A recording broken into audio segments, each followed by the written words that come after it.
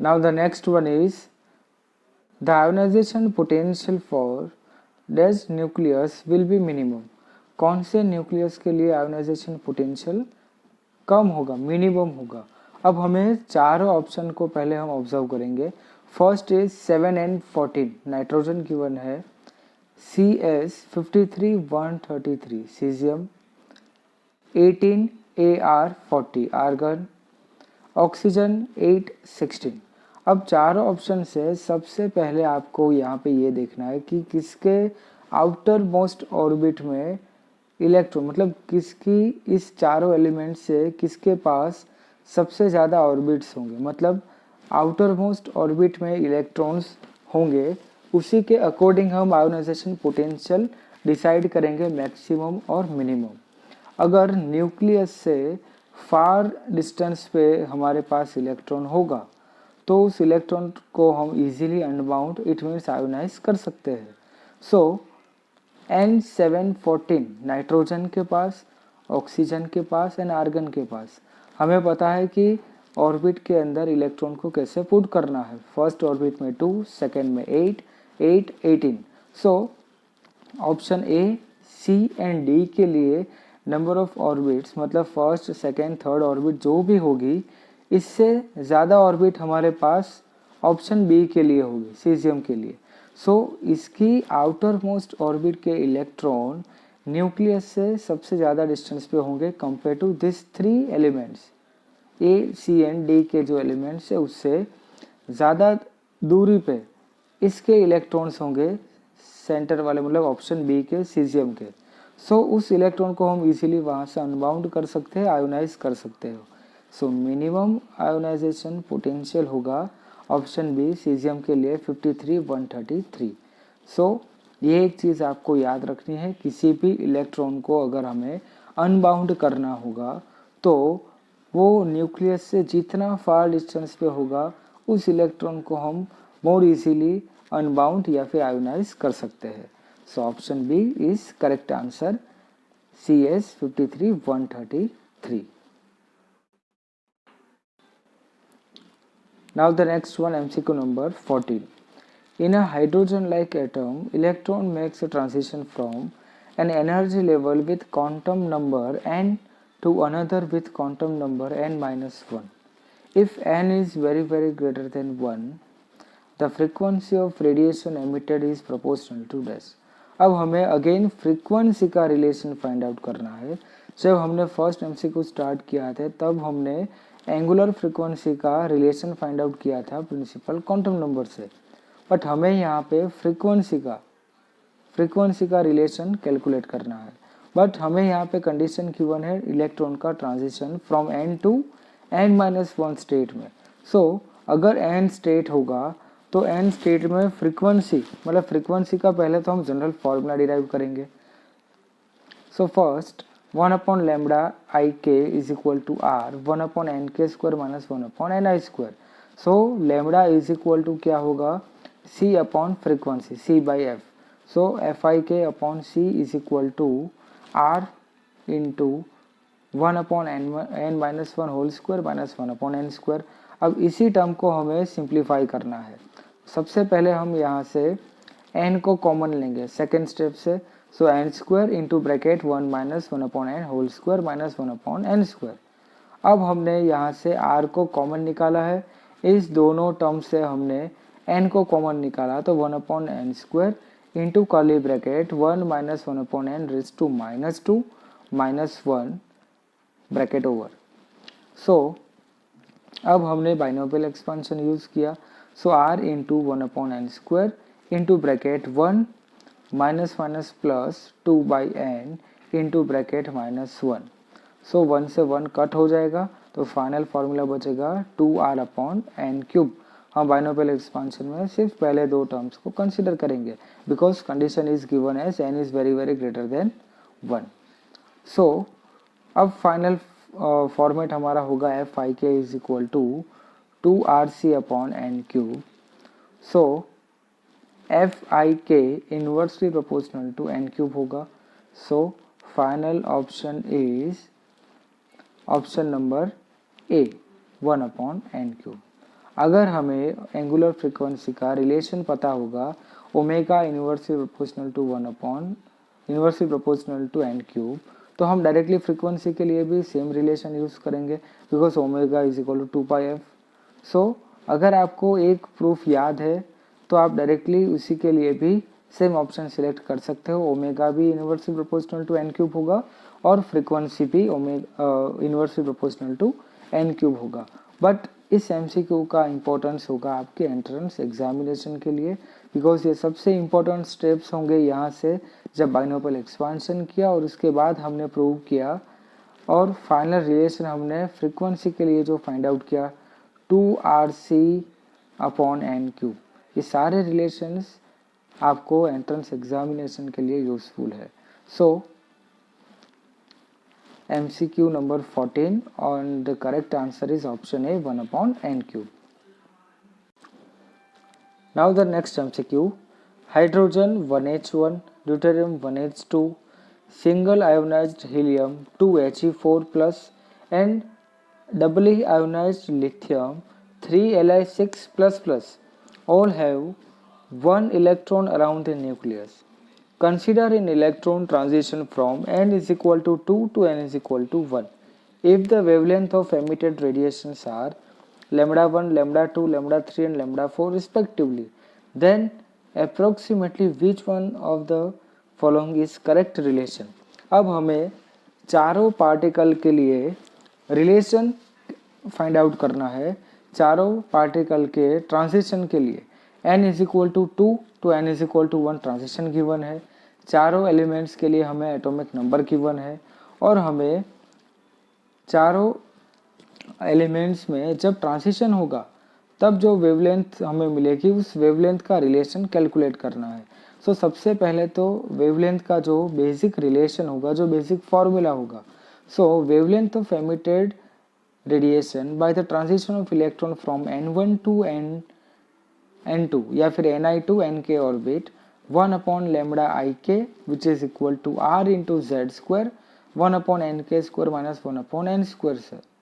अब हम normally hydrogen atom के लिए z is equal to 1 use करते हैं, तो हमने फॉर्मूला जो याद रखा था वो 1/λ is equal to r into bracket 1/n1 square minus 1/n2 square.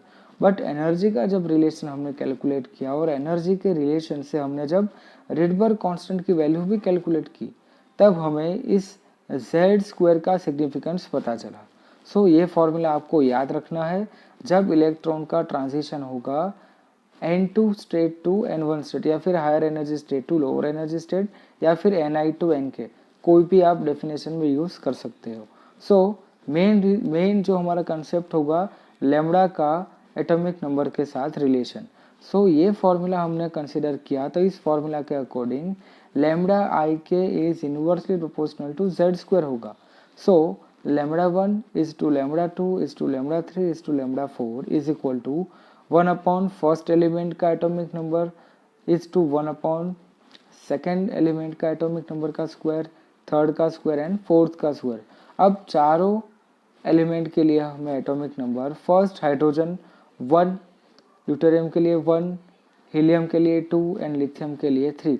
So 1, 1, 2 and 3 ये हमारे चारों एटॉमिक नंबर होंगे।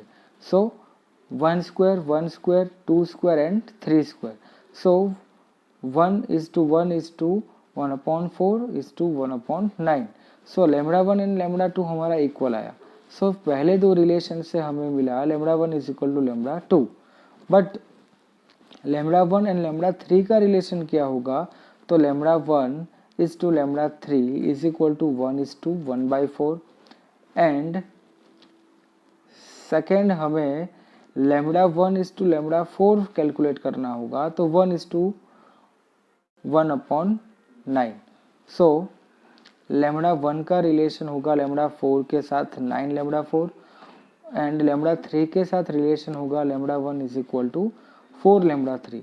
तो अब सारे रिलेशन को हम सिक्वेंसली पुट करेंगे तो हमें फाइनल आंसर मिलेगा lambda 1 is equal to lambda 2 is equal to 4 lambda 3 is equal to 9 lambda 4। So इसी के अकॉर्डिंग करेक्ट ऑप्शन होगा हमारा option B lambda 1 is equal to lambda 2 is equal to 4 lambda 3 is equal to 9 lambda 4। अगर हमें atomic number के साथ relation calculate करना है तो फर्स्ट दोनों एलिमेंट के लिए एटॉमिक नंबर सेम है, इट मीन्स दोनों के लिए वेवलेंथ सेम होगी। तो lambda 1 is equal to lambda 2 का रिलेशन हम चार ऑप्शन से पहले फाइंड आउट करेंगे, तो हमें एक ऑप्शन ए की प्रोबेबिलिटी लगेगी और ऑप्शन बी की। ऑप्शन डी ऐसे ही कैंसिल हो जाएगा, लैम्बडा 1 एंड लैम्बडा 2 इक्वल नहीं है। ऑप्शन सी में भी दोनों इक्वल नहीं है। सो हम अल्टीमेटली अगर हमें डायरेक्टली रिलेशन याद होगा lambda is inversely proportional to Z square, तब हम डायरेक्टली ये रिलेशन कैलकुलेट कर सकते हैं और चार ऑप्शन में से किसी दो ऑप्शन को भी हम यहाँ से अवॉइड कर सकते हैं।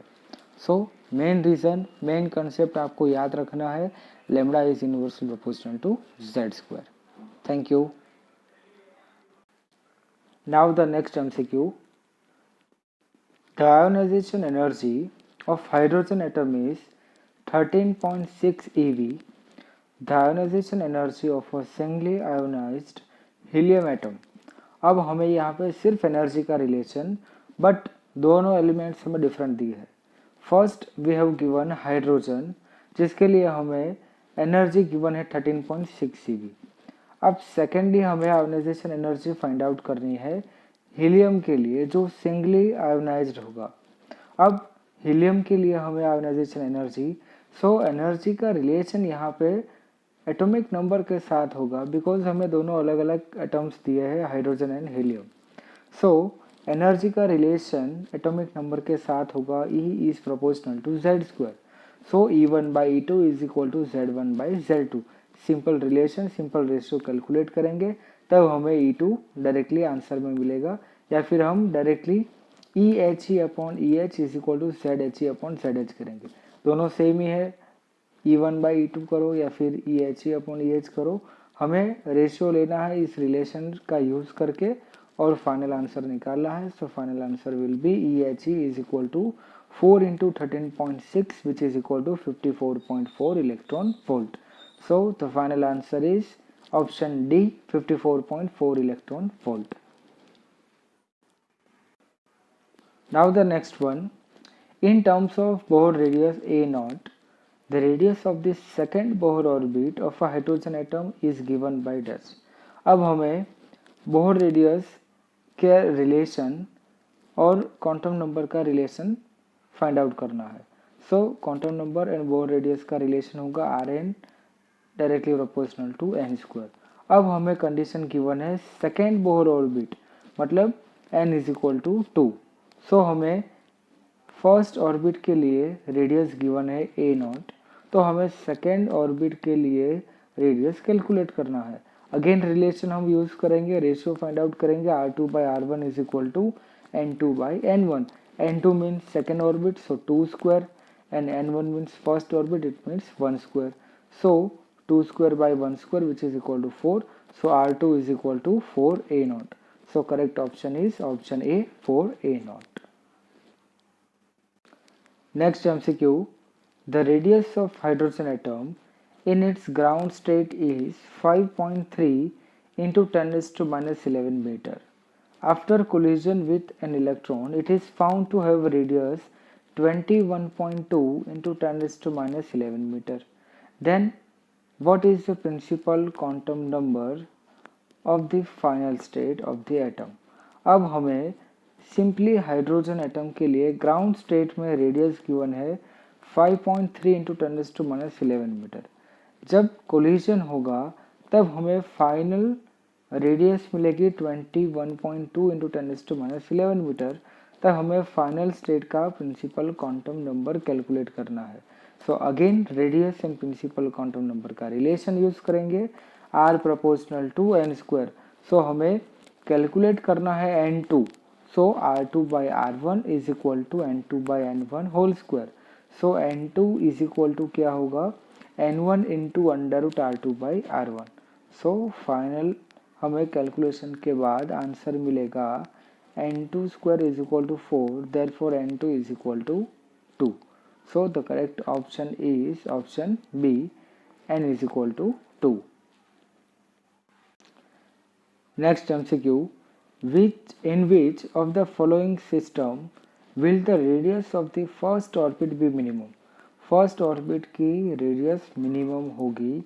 अब इसमें से हमें कोई एक करेक्ट ऑप्शन सिलेक्ट करना है। मतलब हमें यहाँ पे 4 डिफरेंट एटम्स गिवन है और चारों की डिफरेंट कंडीशन। उस चारों में से किसी एक एटम की n=1 में रेडियस मिनिमम होगी। First option is hydrogen atom, second is doubly ionised lithium, third option is singly ionised helium and the last one is deuterium atom. अब हमें यहाँ पे चारों के लिए फर्स्ट एंड लास्ट ये option A and option D के लिए एटॉमिक नंबर तो सेम होगा। सो अगर हम रेडियस का एटॉमिक नंबर के साथ रिलेशन फाइंड आउट करेंगे तब हमें पता चलेगा ए एंड डी के लिए तो सेम रेडियस होगी। सो option A and option D तो डायरेक्ट कैंसिल हो जाएंगे। अब रेडियस का एटॉमिक नंबर के साथ रिलेशन क्या होगा? So R inversely proportional to Z.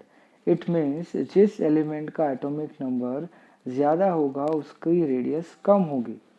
सो अब ऑप्शन बी है doubly ionised lithium and option C है ionised helium.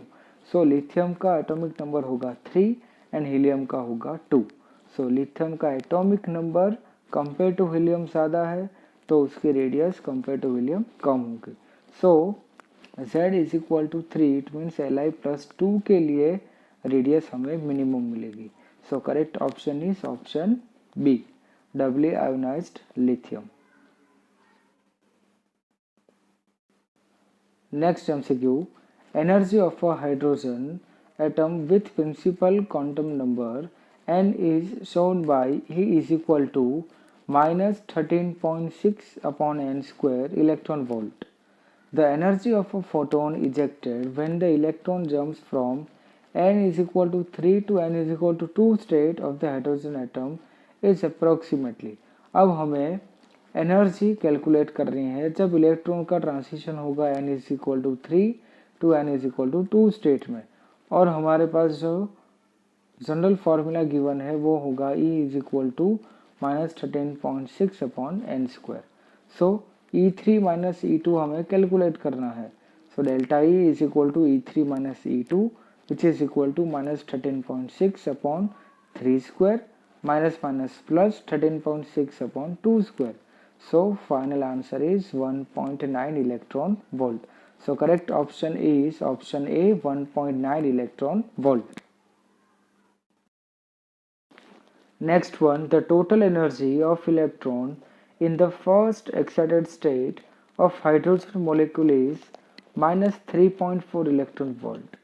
Then kinetic energy in this state will be dash। अब हमें फर्स्ट एक्साइटेड स्टेट में इलेक्ट्रॉन की टोटल एनर्जी गिवन है -3.4 electron volt. हमें calculate करना है काइनेटिक एनर्जी। अब हमने जब थ्योरी लेक्चर में kinetic energy, potential energy and total energy का रिलेशन फाइंड आउट किया था, फॉर्मूला का पूरा डेरिवेशन भी किया था। उस डेरिवेशन के अकॉर्डिंग हमारे पास kinetic energy and total energy का रिलेशन था total energy is equal to minus of kinetic energy. So हमें यहाँ पे टोटल एनर्जी गिवन है तो काइनेटिक एनर्जी का रिलेशन क्या होगा? Kinetic energy is equal to minus of total energy, और टोटल एनर्जी है -3.4। So minus minus plus 3.4 EV। So अगर हमें रिलेशन पता होगा तो हम डायरेक्टली रिलेशन का यूज करेंगे और माइनस का प्लस करना है हमें सिर्फ। So option A is correct answer. अगर हमें रिलेशन नहीं पता होगा तब हम काइनेटिक एनर्जी कैलकुलेट करेंगे, then mechanical energy, it means total energy, और उसके बाद ये सारे स्टेप्स करने होंगे। इसके बाद हमारा फाइनल आंसर होगा +3.4 इलेक्ट्रॉन वोल्ट। सो बेटर कि हम याद रखेंगे तीनों एनर्जी के internal relation. So the correct option is option A, +3.4 electron volt. Now the next one, the ground state energy of hydrogen atom is -13.6 electron volt. When electron is in excited state, its excitation energy is dash। अब हमें यहाँ पे specification नहीं दिया है कि कौन से स्टेट में एक्साइट होगा, बट हमें ऑप्शन गिवन है 3.4 EV, 6.8 EV, 10.2 EV and 0। So electron का excitation it means ground state में हायर एनर्जी स्टेट में वो एक्साइट होगा। इट मीन्स 1 to 2 ट्रांजिशन हो सकता है, 1 to 3, 1 to 5, 1 to 4 या फिर 2 to 3, मतलब लोअर एनर्जी स्टेट से हायर एनर्जी स्टेट में ट्रांजिशन होना चाहिए, तब हम यूज करेंगे एक्साइटेशन पोटेंशियल का कंसेप्ट। सो अगर ग्राउंड स्टेट में होगा तब हमारे पास एनर्जी गिवन है -13.6। इफ वी कंसीडर कि इलेक्ट्रॉन ने n is equal to 2 state में ट्रांजिशन किया, it means first excited state में, सो डेल्टा E कितना होगा, E2 माइनस E1, इतनी एनर्जी हमें बाहर से प्रोवाइड करनी होगी। सो -3.4 प्लस 13.6 ट्रांजिशन एनर्जी हम इजीली कैलकुलेट कर सकते हैं। रिलेशन होगा -13.6 अपॉन n स्क्वायर। सो डायरेक्टली E2 के प्लेस पे हमने लिखा -3.4 माइनस ग्राउंड स्टेट की energy -13.6, so minus minus plus 13.6, so final answer is 10.2 eV। So अगर यहाँ पे हमें प्रॉपरली स्पेसिफाई किया गया होता कि फर्स्ट एक्साइटेड स्टेट में ट्रांजिशन किया, तब हम इजीली ऑप्शन सिलेक्ट कर सकते थे। सो क्वेश्चंस और भी एक्यूरेट हो सकता है। सो correct option is 10.2 electron volt. Next MCQ, the wavelength of the first line of Lyman series for a hydrogen atom is equal to that of the second line of Balmer series for a hydrogen like ion. The atomic number Z of hydrogen like ion is dash। अब हमें Lyman series की first line को compare करके दिया है Balmer series की second line के साथ, बट लाइमन सीरीज की फर्स्ट लाइन होगी हाइड्रोजन एटम की और बाल्मर सीरीज की जो सेकेंड लाइन होगी वो हमने सिलेक्ट की है हाइड्रोजन लाइक आयन के लिए। सो हमें एटॉमिक नंबर कैलकुलेट करना है इसी हाइड्रोजन लाइक आयन का। सो ये एक स्पेसिफिक MCQ हो सकता है आपकी एंट्रेंस एग्जामिनेशन के लिए। सो प्रॉपरली लॉजिक हमें सोचना है। पहली चीज़, हमें एटॉमिक नंबर के साथ वेवलेंथ का रिलेशन, तो ये हमने ऑलरेडी प्रीवियस MCQs में डिस्कस भी किया था।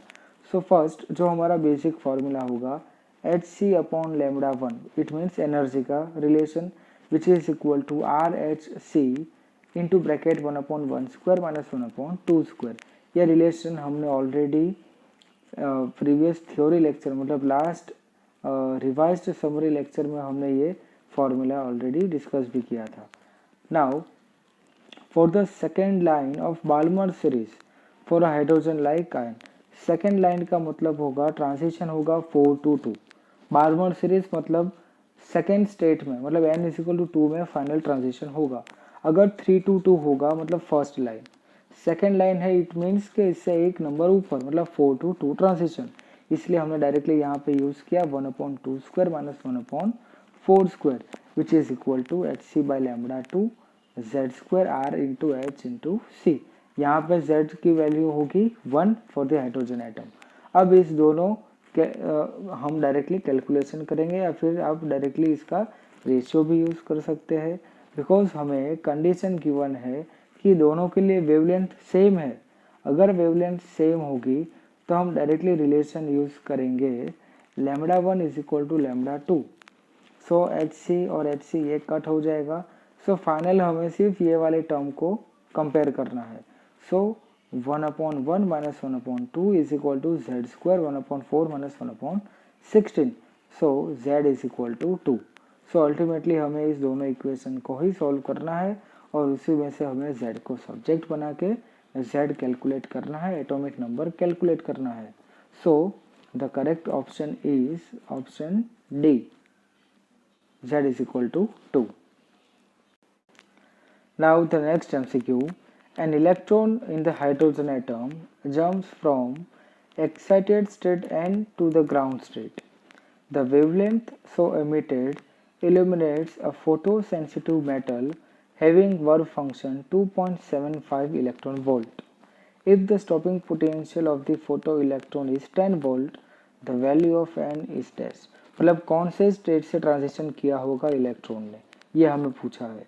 ये आपका previous chapter number 11 dual nature और चैप्टर नंबर 12 एटम्स, दोनों का कॉम्बिनेशन होगा, बिकॉज यहाँ पे हमें वर्क फंक्शन की वैल्यू एंड स्टॉपिंग पोटेंशियल की भी वैल्यू गिवन है।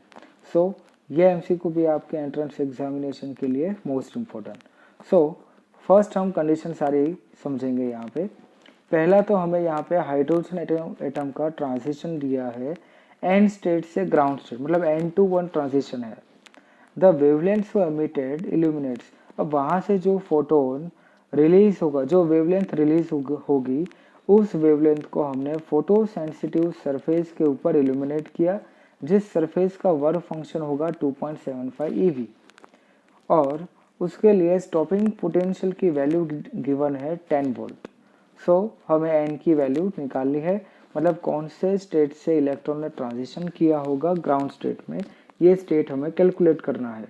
सो अगर हमारे पास 10 वोल्ट स्टॉपिंग पोटेंशियल गिवन है, इट मीन्स कि इलेक्ट्रॉन के पास मैक्सिमम इतनी काइनेटिक एनर्जी होगी जिससे वो एक स्टेट से दूसरे स्टेट, इट मीन्स कि हमने प्रीवियस चैप्टर में देखा था कि उस सरफेस से निकल के वो एनोड तक ट्रांजिशन कर सकते हैं। अगर हमें 10 वोल्ट का स्टॉपिंग पोटेंशियल गिवन है, इट मीन्स 10 वोल्ट जैसे अप्लाई करेंगे तो इलेक्ट्रॉन की मैक्सिमम काइनेटिक एनर्जी मिलेगी। सो के मैक्स हमें यहाँ पे गिवन है, maximum kinetic energy which is equal to 10 electron volt. Work function given है 2.75 eV। Now total incident energy कितनी होगी, E is equal to 5 plus K E max. Einstein equation normally use की हमने, और इससे हमें टोटल इंसिडेंट एनर्जी मिली 12.75 eV। अब इस सब का कैलकुलेशन का एक ही मीनिंग है कि हमें इलेक्ट्रॉन को एन स्टेट से वन स्टेट में ट्रांजिशन करवाया, मतलब हायर टू लोअर में ट्रांजिशन करवाया, तो वो एक एनर्जी रिलीज करेगा। वो कितनी एनर्जी होगी जिससे हमें ये वर्क फंक्शन की वैल्यू और स्टॉपिंग पोटेंशियल की वैल्यू गिवन है, मतलब वो वैल्यू, वो एनर्जी कितनी होगी जिस एनर्जी को हमने इल्यूमिनेट करवाया उस फोटो सेंसिटिव सरफेस से। तो हमें यहाँ से उस एनर्जी की वैल्यू मिली कि हमने अगर इलेक्ट्रॉन को ट्रांजिशन करवाया तो वहाँ से इतनी वेवलेंथ रिलीज होगी और इतनी एनर्जी की वेव हमने, इतनी एनर्जी का एक फोटोन हमने उस फोटो सेंसिटिव सरफेस पे इल्यूमिनेट करवाया। सो पहले दोनों स्टेप के कैलकुलेशन का एक ही मीनिंग था, हमें सिर्फ एनर्जी की वैल्यू कैलकुलेट करनी थी। So total incident energy we get 12.75 eV। Now delta E is equal to En minus E1, ये हमारा सिंपल बेसिक फॉर्मूला ट्रांजिशन के लिए।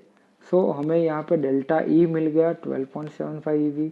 En जिस स्टेट से ट्रांजिशन किया उस स्टेट में कितनी एनर्जी होगी ये हमें नहीं पता अभी भी। सो -13.6/n² minus E1 means ground state, -13.6/1², ये प्रिंटिंग मिस्टेक है, 12 नहीं, ये 1² होगा। सो माइनस माइनस प्लस 13.6, 12.75 और यहाँ पे होगा -13.6/n²।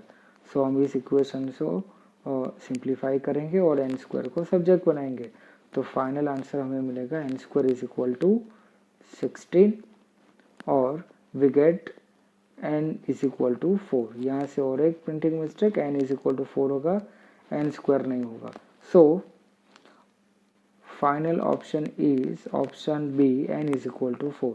सो इसीलिए ये एमसीक्यू इम्पोर्टेंट है, बिकॉज हमें यहाँ पे वर्क फंक्शन, स्टॉपिंग पोटेंशियल की वैल्यू गिवन है। सो अगर इलेक्ट्रॉन ने हायर एनर्जी स्टेट से लोअर एनर्जी स्टेट में ट्रांजिशन किया तो एक एनर्जी का फोटोन रिलीज करेगा, उसी फोटोन को हमें एक फोटो सेंसिटिव सरफेस पे इंसिडेंट किया, जिस सरफेस का वर्क फंक्शन गिवन था और स्टॉपिंग पोटेंशियल, मतलब उस फोटो सेंसिटिव सरफेस के लिए इलेक्ट्रॉन की मैक्सिमम काइनेटिक एनर्जी कितनी हो सकती थी, 10 eV। सो स्टॉपिंग पोटेंशियल से हमें मैक्सिमम काइनेटिक एनर्जी मिली, वर्क फंक्शन ऑलरेडी गिवन था, तब हमें इलेक्ट्रॉन की टोटल इंसिडेंट एनर्जी मिली। पहले 3 स्टेप हमें इजीली प्रीवियस चैप्टर के कंसेप्ट से मिल जाएंगे। सो पहले 3 स्टेप से हमें फाइनल एनर्जी मिली। सो इसका मतलब ये हुआ कि इतनी एनर्जी का फोटोन रिलीज हुआ था। सो इसको हम कैलकुलेट करेंगे ये वाला एक नॉर्मल फार्मूला से, delta E is equal to E2 minus E1। So इसी से हमने n कैलकुलेट किया। तब हमें n की वैल्यू मिली 4। इट मीन्स इलेक्ट्रॉन ने 4th स्टेट से ग्राउंड स्टेट में ट्रांजिशन किया था। So correct option is B. Thank you.